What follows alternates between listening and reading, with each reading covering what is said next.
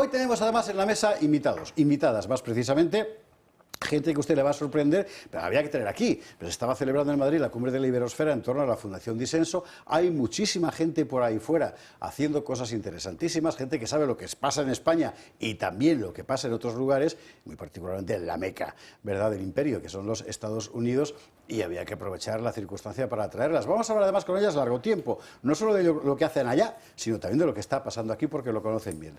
La primera de ellas, por orden de izquierda a derecha, doña María Herrera. Muy buenas noches, ¿cómo estás? Buenas noches, encantada de estar aquí. Abogado, especialista entre otras cosas, protección de datos, entre otras muchas cosas, muy buena conocedora de la problemática de la inmigración en Estados Unidos, que es un verdadero problema, y además representante de Vox en Florida. Así es, 4 años llevo ya con el partido y bueno, también muy cercano al Partido Republicano, el nuevo Partido Republicano de Donald Trump, y deseando que cambie la presidencia en Estados Unidos. Hemos visto las últimas imágenes de Joe Biden, cada vez sabe menos dónde está, es impresionante. Sí, es increíble, no va a llegar.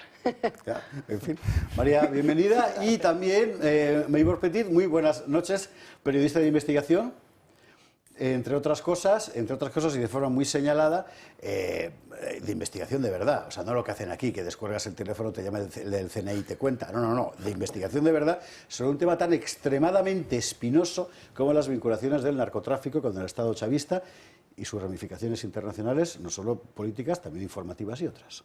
Así es, estudio el crimen organizado, un placer estar con ustedes hoy porque he tenido la oportunidad de ver lo que está pasando en España y yo soy originaria de Venezuela y por supuesto que he visto similitudes. En Venezuela no hubo castigo a un golpe de Estado, todo lo contrario, el intento de golpe de Estado se premió sin limitaciones para la participación política de parte de Hugo Chávez. Posteriormente se le dio la entrada y lo que hizo fue la manipulación y el fraude, no solamente desde el punto de vista jurídico, eliminando toda la institución y manipulando, sino también lo que fue la conversión del Estado venezolano en una organización criminal con nexos internacionales y con alianzas estratégicas que hoy en día están presentes en América Latina y prácticamente en Occidente. 3 países acompañaron a Hugo Chávez al principio, que fueron nefastos para la historia venezolana. Cuba fue uno de ellos, pero posteriormente el aliado principal fue Rusia, China e Irán. Bueno, muchísimo de qué hablar. Si usted recuerda, hace años, si usted de los muy cafeteros, cuando hacíamos desde arriba la redacción abierta, pudimos ir contando paso a paso el golpe del chavismo, la desconstrucción del Estado que ellos tenían para convertirlo en otra cosa sobre la base de ocupar primero el poder ejecutivo por vía militar y policial, creándose al mismo tiempo un pueblo propio, ¿verdad?, que era fundamentalmente las masas subsidiadas a través de las misiones bolivarianas y todo aquello, y después la ocupación del poder judicial con la salida de la fiscal Ortega, que acabó en Estados Unidos, si no me equivoco, creo que está en España ahora viviendo. Ella está en España, sí. Después la duplicación del poder legislativo, creando un parlamento propio, puesto que el que había no le servía, y finalmente instalando lo que es ahora Venezuela. Bueno, pues ojo a los pasos. Bueno, vámonos a nuestras invitadas, que tienen muchísimas cosas que contar, ambas dos. Bueno, yo empezaría por ti, Maybor, sobre todo por el inequívoco aire venezolano, más chavista que venezolano, ¿verdad?, de lo que está ocurriendo en España. Muy parecido. Tenemos el tema de la violencia, el sicariato, que por cierto en el caso de Venezuela cuando ocurrió también se llenó de silencio porque entre las argumentaciones se decía que iba en contra del mismo Estado, es decir, que si se daba publicidad ellos iban a invitar a otros a hacerlo. Y creo que está exactamente lo mismo. Tenemos un elemento clave y quisiera aprovechar para darles a ustedes una información porque nos pasó en Caracas hace más de 20 años. Nos fuimos todos los venezolanos a protestar contra Hugo Chávez, contra la eliminación del Estado de Derecho, contra la confiscación de todas las libertades.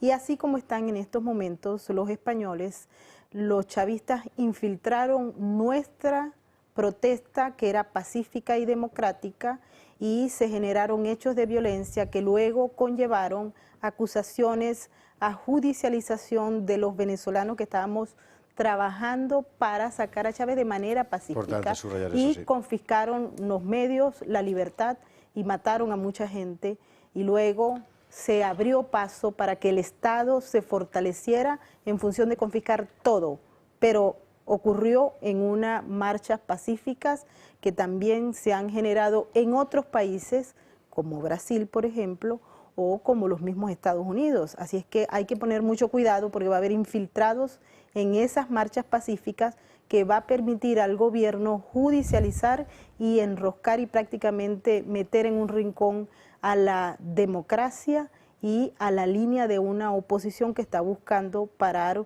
una serie de atropellos contra el Estado de Derecho y contra el sistema. Una cuestión concreta que a nosotros nos afecta también, en tanto que país, muy directamente por el evidente influjo de la órbita política venezolana en España y viceversa. Pues tenemos una especie de un hombre que tiene un pie en cada país, que es el expresidente Zapatero, ¿verdad? Un pie y los dos bolsillos. Sí, bueno, claro, porque los dos bolsillos, el pantalón es el mismo. Sí, se está forrando con todo esto. Vamos a ver, cuando se dice que es un narcoestado, ¿es una figura retórica, es una exageración o es cabalmente tal? Es decir, un Estado que ha asumido el narcotráfico como una de sus fuentes principales de poder. Una fuente de financiamiento de las élites políticas, la participación directa de Nicolás Maduro y de su grupo, incluyendo a Diosdado Cabello, en las organizaciones criminales que trafican con cocaína.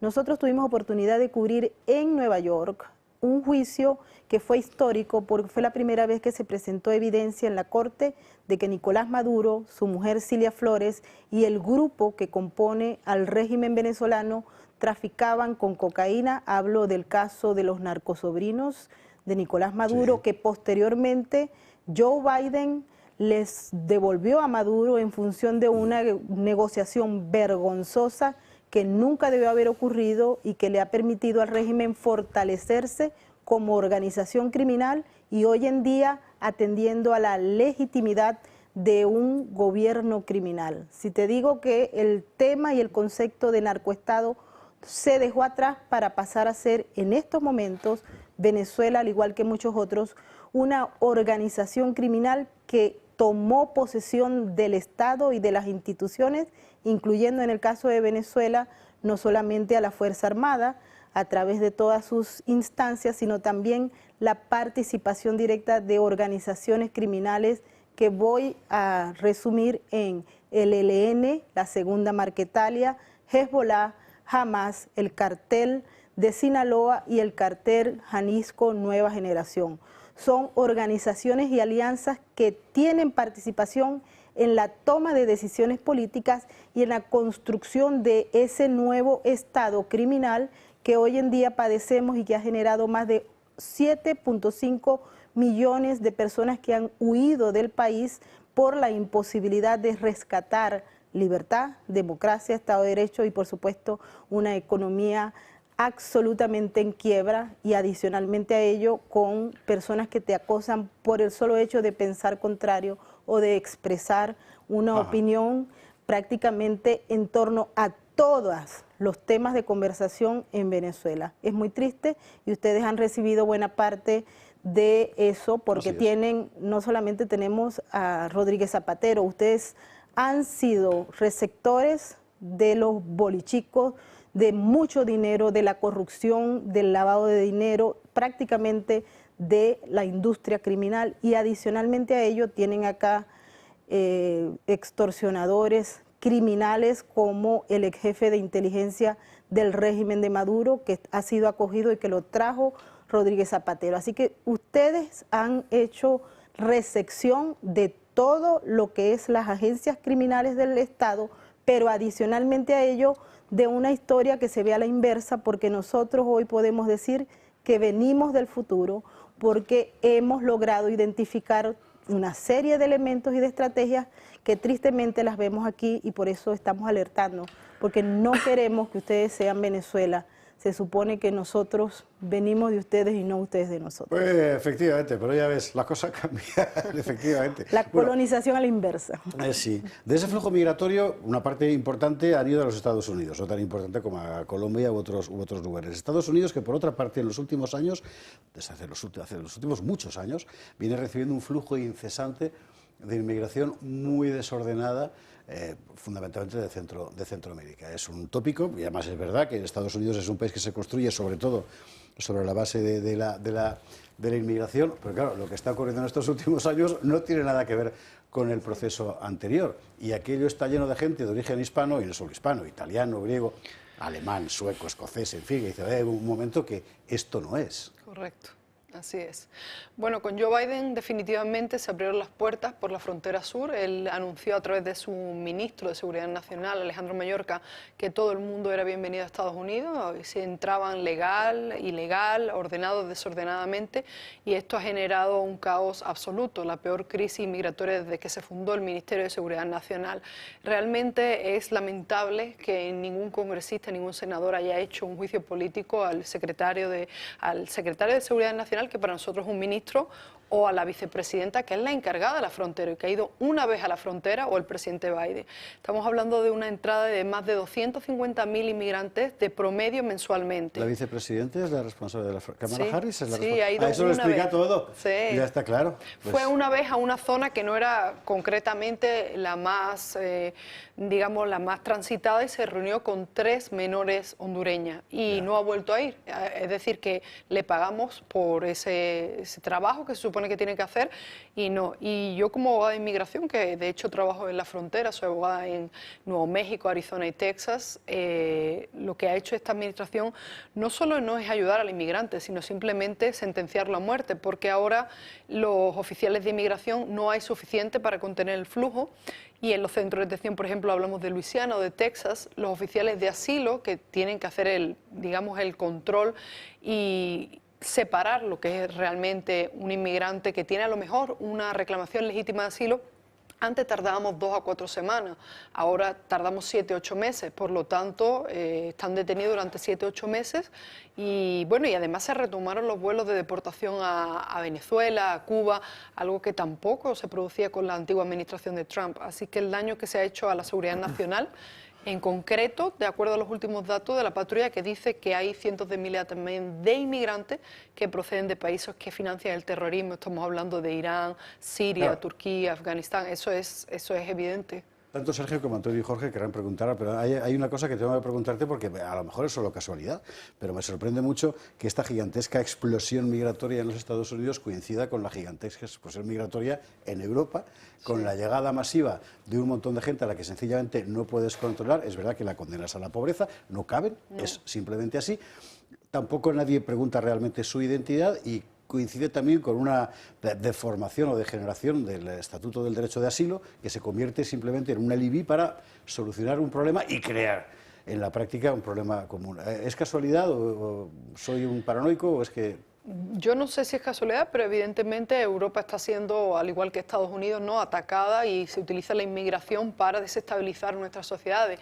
En Estados Unidos el tema del derecho a asilo es realmente preocupante, porque yo creo que lo que hizo Donald Trump de llegar a acuerdos regionales, ¿no?, con ciertos países para que ellos se encargasen de separar, ¿no?, los que tenían un miedo creíble, no, es algo efectivo. Sin embargo, ahora no hay un control operacional, y cuando nosotros hablamos con los encargados de deportar, o sea, muchos de ellos son mis clientes, abiertamente lo digo, y les decimos, bueno, pero es que usted tiene que darle un plazo razonable para que esta persona demuestre, y si no, hay que deportarlo.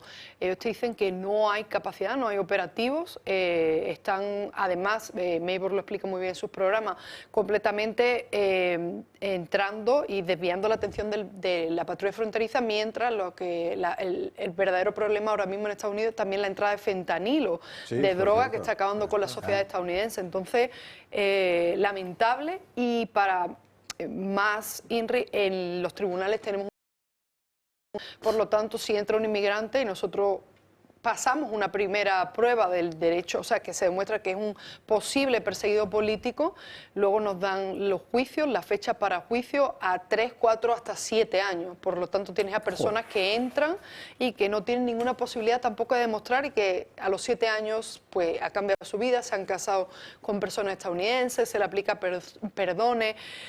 Y la patrulla fronteriza es la primera que está filtrando los datos, porque están desbordados, y los oficiales de asilo, pues no, ni siquiera oficiales de asilo, policía de inmigración. Por eso Trump anunció en el día de ayer hizo una entrevista con Univisión lo que es su plan para revertir el daño a la seguridad nacional en los Estados Unidos si llega a la Casa Blanca, que es algo que también no se sabe porque evidentemente tienen la perfecta conspiración para mantener al Partido Demócrata en la Casa Blanca. Claro. Bueno, vamos a ir si queréis preguntarle cualquier cosa, y si lo que queréis preguntarle es acerca de la situación en España y de cómo se ha recibido desde fuera la cuestión de la amnistía, casi os ruego que esperéis a que veamos un vídeo que va exactamente sobre esa cuestión.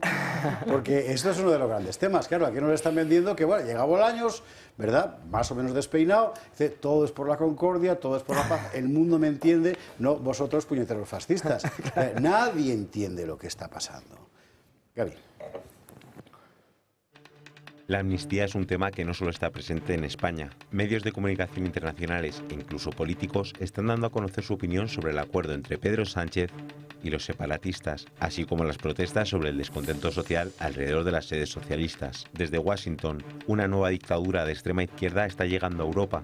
El artículo habla de que Sánchez maniobró para reunir a todos los parlamentarios de extrema izquierda, a los exterroristas de ETA y a todos los nacionalistas regionales para conseguir su propósito, mantenerse en el poder a toda costa. El New York Times publicó un artículo titulado "El acuerdo con los separatistas desata el caos en España". El presidente Pedro Sánchez ha llegado a un acuerdo para garantizar la amnistía a los separatistas catalanes a cambio de su apoyo político, lo que posiblemente le mantendrá en el poder, pero que está causando caos en España, dudas en Europa y cuestionamientos sobre la estabilidad del país. En Reino Unido, The Times publicó que el primer ministro socialista en funciones de España llegó a un acuerdo de amnistía con un líder separatista catalán fugitivo, allanando el camino para un regreso al poder. Critican las formas de Pedro Sánchez para conseguir su objetivo. En Italia publicaron Gobierno y amnistía. Sánchez pagará un precio alto, pero el suyo es un duro golpe a los soberanistas. El medio italiano afirma que España nunca había estado tan dividida desde la guerra civil. En el ámbito político, en Bruselas hay agitación sobre lo que está ocurriendo. Desde la Eurocámara están preocupados por el funcionamiento del Estado de Derecho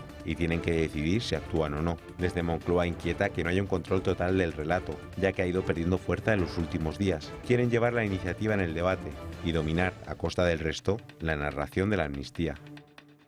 Bueno, y así están las cosas. Luego contaremos lo de la Comisión Europea. ¿Y cómo lo ves desde allí? O sea, al otro lado del mar, ¿cómo? Mira, en Nueva York se ha venido discutiendo en algunos medios, y creo que el tema del New York Times es bastante suave, pero hay discusiones porque hay muchos españoles y los españoles están preocupados por España. También en Nueva York estamos observando que hay unas características similares a todo este caos producto de la inmigración, y además porque las autoridades han señalado que tenemos que estar preparados porque va a haber un atentado terrorista, y lo ha dicho la máxima autoridad del gobierno de los Estados Unidos, y Nueva York, por supuesto, que es una de las ciudades más llamativas para hacer atentados terroristas. Sí, claro. Pero la gente está observando que no solamente es España, que son muchos países que están atacados en estos momentos para acabar con la institucionalidad y de construir el sistema de Estado de Derecho y de occidental que existe. Lo peor de este asunto es la desinformación y los aparatos de propaganda que generan no solamente la confusión entre la gente, sino la polarización de la sociedad, y eso va a traer graves consecuencias porque nadie se va a creer nada, y cuando se pierde la credibilidad en el sistema, pues se ha acabado el sistema, que es lo que ha ocurrido en Venezuela, pero en muchos otros países. Y en Estados Unidos también, ¿no? En buena parte de la sociedad norteamericana, que no se cree nada de lo que le cuenta el poder, ¿no? Así es, pero en Miami tenemos la suerte de contar con medios de comunicación locales que conocen perfectamente la situación en España. Tenemos América TV, cuyo dueño y presidente es un español. Tratan sobre todo el tema de la libertad en Cuba, pero se preocupan mucho por lo que ocurre en España. Tenemos Mega TV, también tenemos Diario La América, el segundo diario más antiguo en Estados Unidos en español, después de Los Angeles Times. Y yo sí creo que además la comunidad, la mayor comunidad española en Estados Unidos se concentra en el sur de Florida. Por lo tanto, ha habido manifestaciones, se han dado protestas en frente del ayuntamiento de Coral Gables, la comunidad está consciente, y sobre todo en Miami tenemos el apoyo de la comunidad cubana, venezolana, nicaragüense, colombiana, que además muchas veces tiene doble nacionalidad, por lo tanto siente digamos, sienten el dolor en carne propia, porque muchos de ellos, sus padres también huyeron de otros países, y realmente sí nos sentimos muy afortunados porque Miami, y gracias al gobernador Ron DeSantis, ha sido un dique de contención del comunismo, un faro de libertad, y los españoles allí son muy conscientes, y la comunidad hispanoamericana sabe que España se juega todo, se juega el Estado de Derecho, y también saben que Estados Unidos ni la Comunidad Europea van a hacer absolutamente nada por nuestro país. Jorge. Sí, no, es importantísimo llevar a cabo acciones internacionales y que en todo el mundo se enteren de lo que está pasando. Aquí, a través de Vox, probablemente trajimos ayer al periodista más influyente en estos momentos, que es Tucker Carlson, y él mismo decía que se debería conocer mucho más lo que estaba sucediendo en España. Y claro, eso hay que tenerlo en cuenta porque precisamente hoy en el canal de Telegram de Julio Ariza colgaba una noticia muy interesante, y es que solo hay 3 grandes agencias de información en todo el mundo que proveen de información a la mayoría de los medios de comunicación y que a su vez están controladas por organizaciones de unos determinados estados, por militares, por organizaciones de inteligencia y demás. Esto pone los pelos de punta, y esto además enlaza y tiene mucho que ver con lo que estabais contando ahora mismo. Por eso nosotros, desde Vox, lo que estamos haciendo es intentar por todos los medios que se conozca en todo el mundo lo que está pasando en España. Desde que hemos llevado el manifiesto, la declaración de la Asociación Profesional de Magistrados de la Magistratura en defensa del Estado de Derecho. Hemos llevado a todos los eurodiputados las declaraciones que se están llevando a cabo por parte del Consejo General del Poder Judicial, de los colegios de abogados, de los inspectores de Hacienda, de todas las instituciones del Estado. Estamos difundiendo por todas partes, en inglés, en francés, para que la gente se entere de que estamos viviendo un auténtico golpe de Estado. Y eso debe ser consciente el mundo. Y el mundo debe tener la posibilidad de recibir esa información. Por eso siempre es tan importante que haya libertad de prensa, precisamente en el sentido de que estos señores se llenan la boca, los de los socialistas, con la libertad de prensa, pero son los que están acotando toda la libertad de prensa, ya sea mediante subvención o ya sea mediante coacción, como habéis vivido precisamente en Venezuela con los medios de comunicación. Pues también es muy loable que existan casas como esta y que realmente aquí se pueda hablar en libertad, pero es fundamental, y sobre todo hay que internacionalizar, ¿no? Como decían los separatistas. Hay que internacionalizar el conflicto que han creado los separatistas de la mano del socialismo y el comunismo. Exactamente. Fíjate que yo creo que algo importante que quizás no se capta desde aquí, pero yo como española sí lo capto, y es para Tucker Carlson y para muchos conservadores estadounidenses, lo importante quizás no es que es muy grave el tema del golpe de Estado, sino el ver al pueblo español resurgir, al ver al europeo conservador, porque la verdad que cuando ellos miran a Europa ven una Europa vendida, perdida, manifestaciones pro Hamas, pro Palestina, entonces no tienen ninguna esperanza y lo venden a una Europa como una serie de estados fallidos. Entonces ver a hombres rezar el rosario, ver a los españoles, a los jóvenes españoles, Jack Posobiec, uno de los mayores influencers, compartía las banderas de España católica, decía, esto es lo que nosotros necesitamos, porque en Estados Unidos realmente hay una base cristiana que profundamente espera el resurgimiento de la Europa de antaño, y eso para ellos es muy importante. ¿Por qué? Porque se están dando cuenta que en Europa se están librando las mismas o peores batallas que se están librando en Estados Unidos, y por primera vez la sociedad estadounidense se da cuenta de que no es suficiente, no puede estar aislada para defender de los ataques a la seguridad nacional y a todas las libertades, que es lo que hemos vivido desde sobre todo desde la pandemia del COVID. La Europa de antaño tiene... quería hablar, Sergio, quería hablar, Antonio. Sí. Muchas gracias, Antonio. 2 puntos que sí me interesan, para más 2. Uno es sobre Zapatero. Creo que se ha convertido en España en un personaje enigmático, porque llega un momento que Zapatero se retiró de la política española diciendo que iba a ser controlador de nubes, y lo vemos años más tarde con informaciones como que al final tiene una mina de oro en propiedad. Eso es lo que al final, no sé cómo habrá quedado, no, pero esa es una de las noticias que llegó a publicarse. Eso por un lado. Y por otro, unido también, que me interesa bastante, no sé si habrá datos publicados, sigo bastante las noticias en Estados Unidos, y uno de los últimos reportajes que vi sobre la frontera en Estados Unidos, que como bien comentabas es un problema evidente, sí que se están encontrando con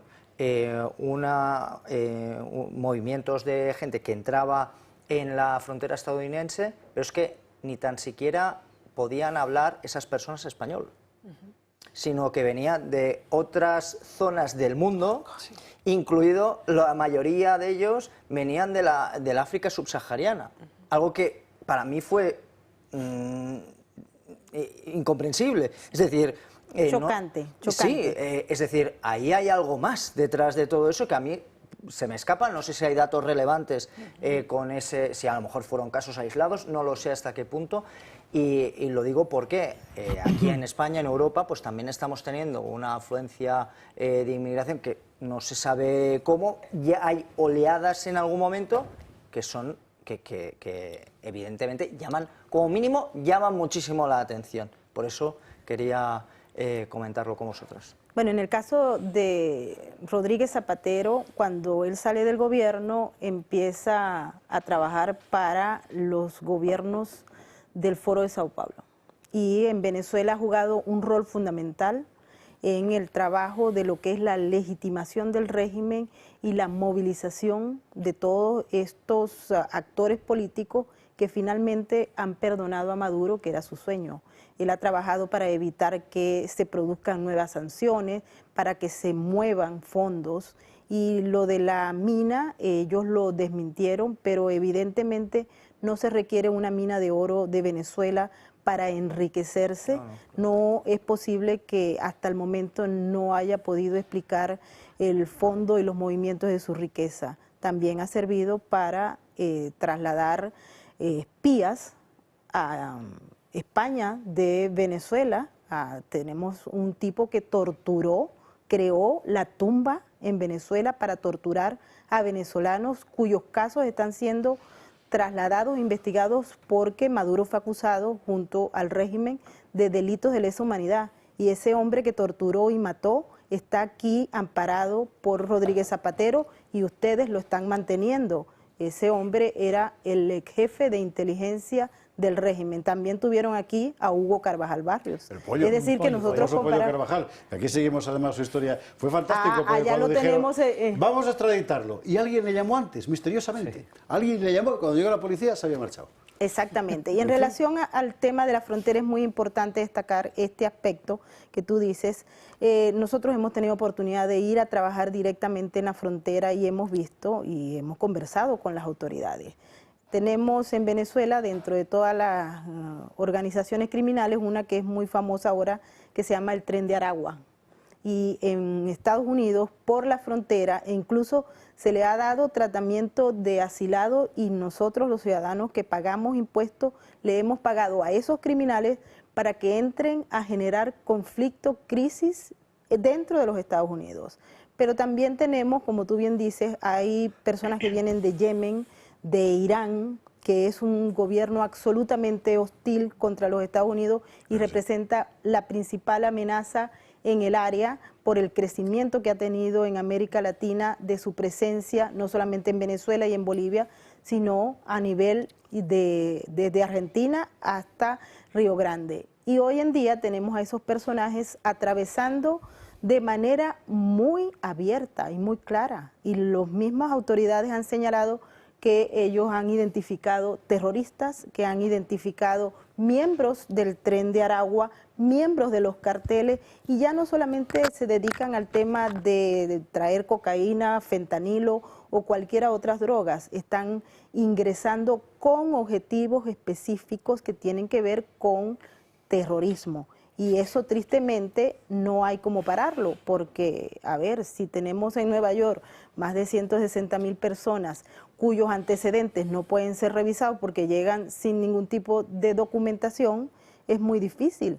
Yo conozco casos en los que los criminales se han borrado las huellas dactilares porque no los van a revisar los antecedentes, sin pasaporte, con una manilla que los traen para identificarlos, a ver a qué grupo van, y tristemente, en el caso de Nueva York, que es donde yo vivo, es una ciudad santuario, donde se le paga a la gente para que vaya a deconstruir y a generar problemas, y de allí que tengamos un alto crimen y muy pocas capacidades del mismo gobierno para poder atender el desorden que ellos mismos crearon, porque dicho sea de paso, en Nueva York todos son demócratas y del ala radical los que están manejando, el señor Eric Adams y cualquiera que se meta. Ahora Luego del caos es que están tratando de ver qué hacen muy tarde. María. Sí, es que esto no es nada nuevo. Lo que pasa es que es verdad que la prensa no ha cubierto lo suficiente la crisis en la frontera y además quieren mantener la narrativa de que la mayoría son personas de Centroamérica y eso no es verdad. La mayoría, cuando ha habido personas que se han desplazado a la frontera, senadores y congresistas, en el último caso, este hombre que ahora se postula a la presidencia como candidato independiente, Kennedy, él hizo un reportaje donde se veía que la mayoría incluso eran asiáticos, había muchísimos africanos. Nosotros que llegamos a representar a algunas personas que vienen huyendo, nos dicen que se han cruzado con muchísimas más personas de África que de Hispanoamérica. Entonces esto es una realidad y como dice Meibor, no tienen ningún protocolo para obtener los antecedentes penales y esta administración también. Primero negaron la crisis, después ya no pudieron negarlo. Apagaron las cámaras de la frontera sur que había instalado la administración de Donald Trump, dejaron todos los paneles que iban a levantar el muro, lo dejaron abandonado y entonces la prensa ha hecho un buen trabajo. Daily Wire, el medio de comunicación de Tucker Carlson, de la fundación de Tucker Carlson precisamente. Tengo una amiga que cubre toda la frontera y se puede ver efectivamente que la mayoría ni siquiera son hispanos, que son africanos. Y discúlpame la interrupción, pero para que todo el mundo nos entienda, es que entran andando. Sí, sí, no, andando. no es que estemos hablando que estén entrando en aviones, que para que nadie se confunda. Porque recuerda que esta sino administración que entran andando por la frontera. O sea. Prometió Claro, y el trato organizado humanitario. también, porque hay que recordar que eso cuesta dinero. La movilización Claro, de claro. esos Es que cuesta ese es el dinero. tema. Los coyotes, que son una versión de los que son traficantes de personas, personas. en el área de la frontera, cobran millones y ellos se han multiplicado. Incluso antes eran muchos mexicanos, hoy en día tenemos todas las nacionalidades y las más costosas, por cierto, son los chinos, que van hacia algún país de América Latina y luego ingresan gracias a los servicios de estos traficantes de personas. Y hay un tema importante aquí, que fue Kamala Harris, la vicepresidenta de Estados Unidos encargada de la frontera, la que tachó a la patrulla fronteriza y a la policía de inmigración, lo comparó con el Ku Klux Klan. Esta es la encargada de la frontera. Ellos dicen que tenemos un problema de supremacismo blanco en las fuerzas que defienden la soberanía nacional. Sin embargo, yo les puedo contar que cuando uno va a un centro de detención de inmigración, la mayoría, si hay 10 oficiales de deportación, estamos hablando de 6, son negros y 3 son hispanos y a lo mejor queda uno blanco. La patrulla fronteriza, hoy hemos invitado a participar en la cumbre de Iberosfera a Mayra Flores, que es la primera congresista hispanoamericana nacida en México que llega al Congreso de Estados Unidos, casada con un agente de la patrulla fronteriza, donde además te dice, porque yo he estudiado en Tucson, Arizona, el Juris Doctor, donde te puedo asegurar que la mayoría, más del 60% de los oficiales de la patrulla fronteriza son hispanos, por lo tanto no existe un problema de supremacismo blanco, pero al igual que pasó cuando falleció o asesinaron a George Floyd, Sí, ese discurso, el tema fue que le quitaron fondo a la policía y no solo fueron por la policía, fueron por la policía de inmigración y por la patrulla fronteriza, porque la idea es desestabilizar los Estados Unidos y acabar con la ley y el orden, que es lo que representa Trump, el trumpismo, el Partido Republicano y cualquier sentido política de sentido común. Última pregunta, Antonio Nuestro Timón, y ruego que tanto la pregunta como la respuesta sean breves porque tenemos que irnos a publicidad.